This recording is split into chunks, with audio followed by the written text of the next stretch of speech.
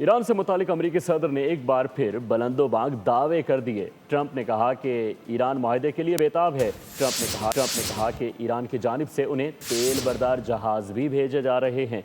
उन्होंने ये कहा कि आबनाए हर्मस के लिए आबनाए ट्रंप की इस्तिलाह भी इस्तेमाल की और फौरी तौर पर माजरत भी कर ली। Negotiating to make a deal. They're begging to make a deal. Turned out I was right. They were negotiating, which they admitted 2 days later. And in order to make up for their misstatement, they said, we're going to send you 8 ships of oil.